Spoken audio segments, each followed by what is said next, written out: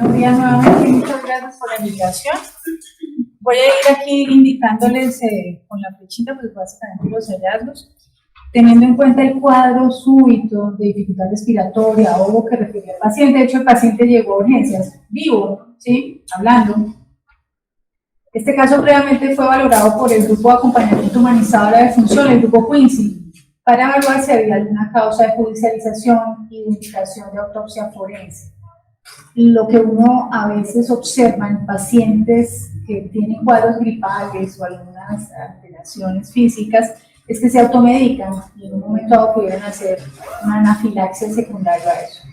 Por una muerte súbita, dificultad respiratoria, descartamos que se hubiera presentado alguna de estas causas, porque si no el caso lo hubiéramos tenido que judicializar.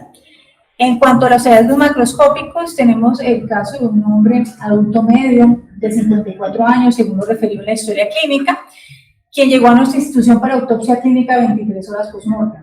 Desconocemos si en la institución, y aclaro eso por un hallazgo que ya les voy a mostrar, desconocemos si tienen cava de refrigeración para cadáveres, ¿sí? Aunque en Bogotá pues, la preservación es relativamente buena, ¿sí? En las primeras 24 horas. A veces hace calorcito, pero es relativamente buena. Tenía signos de intervención médica, básicamente evidenciamos las funciones, recomendamos, y para efectos de los estudiantes que están presentes, que no se retiren catéteres, tubos, etcétera, porque eso es importante verificarlo en la autopsia clínica. En este caso el paciente llegó sin tubo orotraqueal y llegó sin catéteres.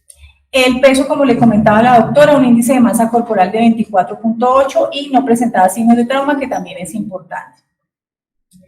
Pues básicamente lo poco que puedo mostrar del cadáver es un paciente que en su examen externo, como les digo, no tenía signos de trauma, pero tenía clara cianosis facial, clara cianosis labial y clara cianosis subungueal.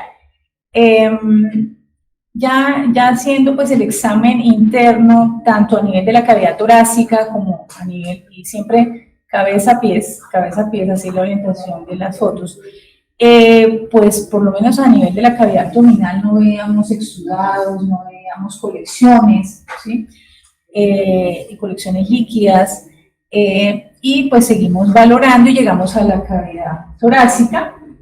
Esto es una foto in situ del pulmón izquierdo, donde evidenciamos pues antracosis, la antracosis usual para un adulto que iba en Bogotá.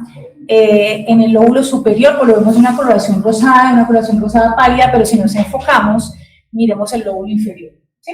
Y en los estudios radiológicos nos hablaban sobre todo de lóbulos inferiores. ¿Y qué vemos en los lóbulos inferiores? Unas hemorragias aquí a nivel pleural y una coloración que no es típica del pulmón, que es una coloración violácea oscura, ¿sí? Seguimos examinando in situ la cavidad y observamos un derrame de aproximadamente 200-250 cc de un líquido seroso sanguinolento, ¿sí? Y pues continuamos con el tema de las hemorragias. Y aquí podemos evidenciar pues ese derrame. In situ cortamos los pulmones y claramente ustedes pueden evidenciar que es un pulmón muy húmedo, un pulmón rojizo violáceo, que macroscópicamente pues sí nos orienta a una hemorragia.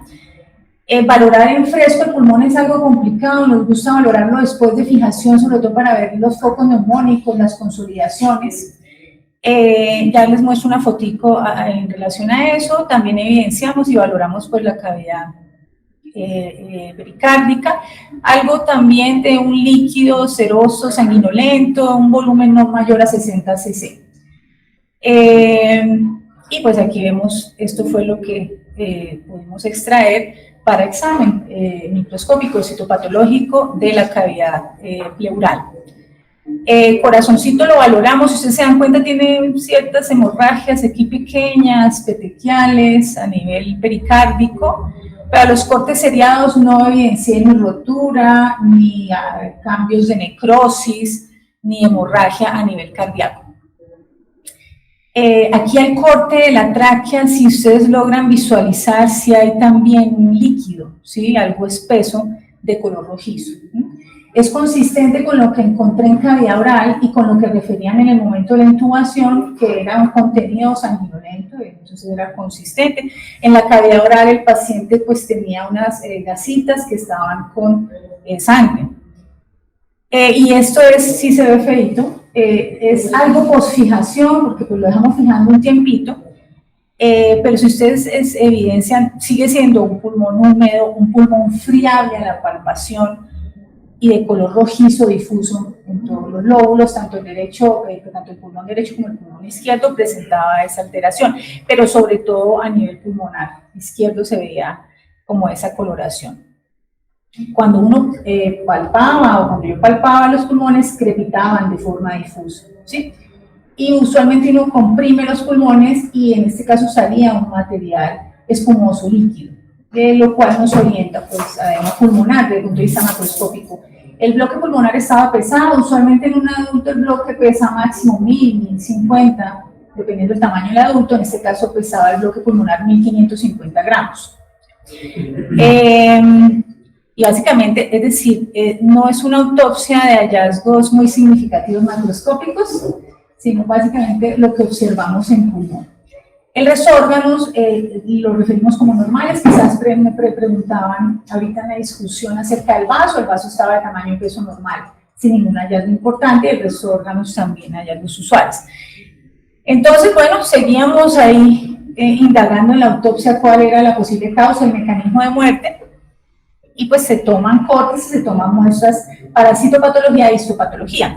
Aquí este es el examen microscópico citopatológico del derrame que encontramos a nivel pleural izquierdo. Entonces, como podemos observar aquí, el fondo es un fondo hemorrágico, donde aquí predominan más eritrocitos, no se ven neutrófilos, y estas celulitas que se ven aquí, algo opacas, realmente son células mesoteliales con cambios reactivos, pero no veía yo en ese estudio citopatológico exudado, ¿sí? Un exudado.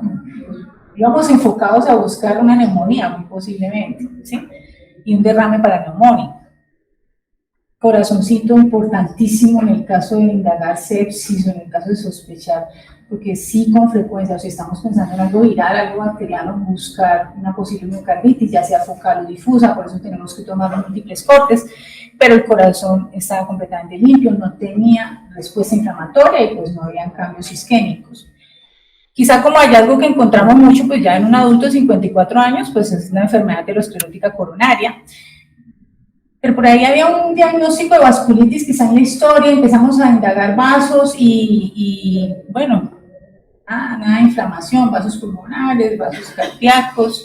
Lo que sí vemos es aterosclerosis, aquí la placa aterosclerótica, pero no oclusiva y sin hallazgos de trombosis. Hígado, algo de esteatosis macrovascular que observamos aquí, algo de congestión, pero no había una respuesta inflamatoria ni una patología hepática importante. Aquí están las triadas completamente limpias, sin inflamación, y aquí la esteatosis macrovascular. Y llegamos al riñón, quizás también estamos pensando en una alteración renal. Si uno valora, bueno, hay que tener en cuenta algo, si estamos pensando en algo autoinmune, en un paciente de 24 horas post-mortem, hacer inmunofluorescencia y hacer microscopía electrónica, la verdad es perdido, ¿sí? No tenemos un tejido adecuado. Sin embargo, desde el punto de vista morfológico, los glomérulos, no les ve uno, por ejemplo, cambios de glomerulonefritis rápidamente progresiva. Ese es un glomérulo donde yo no veo necrosis, no veo proliferación endocapilar, no veo proliferación mesangial. Lo que sí veo y que quizás es claro para ustedes es que los túbulos renales, aquí tenemos unos con núcleos, pero al lado tenemos uno que parecen como fantasmitas, ¿cierto? Entonces, estos túbulos están afectados de forma aguda, muy seguramente por alteración perrenal, y tienen cambios de isquemia necrosis, ¿cierto? Tienen cariólisis, no hay núcleos, y el borde en cepillo está suelto. Miren que aquí se suelta la célula y la célula se desprende. Y eso básicamente fue lo que vimos en riñón. No veo fibrosis y en el intersticio no hay inflamación. Bueno. En vaso, pues se examinó vaso pues por los diagnósticos diferenciales que quizás se plantearon, pero es el típico vaso con congestión, quizás algunas hemorragias intersticiales. yo buscaba cambios de sepsis en vaso, que usualmente microscópicamente no puede ver neutrófilos, linfocitos, no fue muy claro, la verdad no se vio. Y también pues presentado, ustedes entenderán, cambios por lisis esosógenos, ¿sí? Entonces aquí tenemos los sinusoides congestivos y aquí tenemos las áreas de la pulpa blanca completamente normal. Estaban pensando los clínicos en un síndrome mielodisplásico o alguna alteración por la presencia en el cuadro hemático de alteración. Entonces, este caso se le tomó médula ósea, nosotros solamente tomamos cuerpo vertebral y fue analizado por hematopatología, ¿sí? La celularidad fue referida, y de hecho lo que veíamos es una celularidad normal con las 3 líneas hematopoyéticas, eritroide, granulocítica y megacariocítica normal. Entonces, digamos que ahí descartamos algún compromiso que explicara ese cambio en el cuadro hemático. No había granulomas, no había microorganismos. Bueno, me fui a ver tráquea y sí habían unas hemorragias aquí epiteliales en la mucosa. La típica mucosa de postmortem es que el epitelio se desprende, sin embargo, en el epitelio viable uno pudiera ver inclusiones virales, uno pudiera ver abscesos, no se vieron. ¿Sí? No había esos cambios. Y bueno, llegamos al pulmón. Y empieza aquí como esta imagen tan fea, ¿cierto? Porque ni siquiera se nos parece el pulmón. Esas son las bases, sobre todo. Y ustedes ven que la arquitectura se pierde totalmente, usted ni siquiera reconoce alveolos. Uno interpreta aquí que hay rotura de los tabiques alveolares y que los espacios alveolares están ocupados por sangre, ¿sí? Por extravasación de eritrocitos. Y empieza uno a ver estas estructuras, estos conglomerados, que si uno los ve a mayor aumento, son colonias bacterianas, ¿sí? Sin embargo, sigamos viendo aquí, miren que aquí está el sangre. No, yo ahorita les muestro los septos alveolares, los que estén preservados, y aquí estos agregados de bacterianos, de colonias bacterianas, pero si ustedes se dan cuenta, no hay respuesta inflamatoria adyacente, ¿sí? Teniendo en cuenta las 24 horas post-mortem, que no sabemos la adecuada preservación del cadáver, uno empieza a interpretar que eso es una contaminación post-mortem que se ve con frecuencia. Y ya aquí unas áreas como más amigables, que eran las zonas superiores, y ya sí aquí podemos identificar efectivamente que es pulmón. Aquí vemos alveolos libres, pero sin embargo ustedes alcanzan a visualizar que hay alveolos ocupados. También analicé, pues, para descartar algún tema de vasculitis, algún tema inmunitario, paredes vasculares sin inflamación. Y lo que ustedes alcanzan a ver quizá aquí muy oscurito es la antracosis que veíamos macroscópicamente. Y ya en un acercamiento, observemos aquí los tabiques alveolares. Uno no ve expandidos sus tabiques alveolares, no hay edema y no hay infiltrado inflamatorio. Porque estábamos pensando, bueno, pudiera ser una neumonía intersticial desde el punto de vista viral. Hay muchos virus que quizá no generan desde el punto de vista morfológico inclusiones. Aquí no las vi, las se buscaron, no las vi. Y si ustedes se dan cuenta, todo lo que vemos llenando aquí estos espacios alveolares no son neutrófilos, no son linfocitos, son eritrocitos, ¿sí? Y así persiste todos los cortes que yo visualicé. Miren, si aquí vemos un acercamiento, un poquito para que me crean más. Miren que los tabiques no están expandidos, no hay edema, no hay linfocitos, y aquí lo que tenemos es la ocupación alveolar, básicamente eritrocitos. No se ven abscesos, no se ven granulomas, no se ve infiltrado inflamatorio. Y así como ustedes, pues yo quedé totalmente sorprendida porque yo estaba buscando una neumonía. En otras partes, ya, miren, si ustedes alcanzan a ver, esto es rosadito, ¿cierto? Es como un material proteináceo de edema. Pues bueno, es consistente con algunos hallazgos que ustedes han pensado. Hay otras zonas donde no hay hemorragia, sino todos los alveolitos están llenos de material proteináceo de edema. Y seguimos sin ver infiltrado inflamatorio. Aquí vemos más colonias bacterianas sin respuesta inflamatoria adyacente. Le hicimos una coloración de Gram, donde se observa bacterias Gram positivas, ¿sí? Pero como les digo, se interpretó más como contaminación post-mortem, porque no había una respuesta inflamatoria adyacente, ¿sí? diagnósticos. Entonces, la interpretación con el permiso de infectología y medicina interna. Es un hombre adulto medio con los siguientes hallazgos macroscópicos e histopatológicos. Yo siempre coloco, pues obviamente, los laboratorios premortem. Entonces, hemocultivo positivo para Staphylococcus aureus, 2 hemocultivos que yo logré ubicar en la historia clínica, urocultivo negativo. Se le hizo estudio, se le hizo estudio de identificación para virus respiratorios, el SARS-CoV-2 fue negativo, y positividad para influenza B. Bueno, entonces me dice, ¿y dónde está la neumonía? ¿Dónde está el cambio? Esto básicamente son los hallazgos: hemorragia pulmonar difusa, sin capilaritis o vasculitis, teniendo en cuenta que hay muchas causas de hemorragia, entre ellas las inmunes, ¿sí? Edema pulmonar difuso, los cambios generales que uno encuentra: la enfermedad aterosclerótica, arteria coronaria derecha-izquierda, el hígado con una esteatosis leve, sin cambios significativos, y una injuria renal aguda perrenal.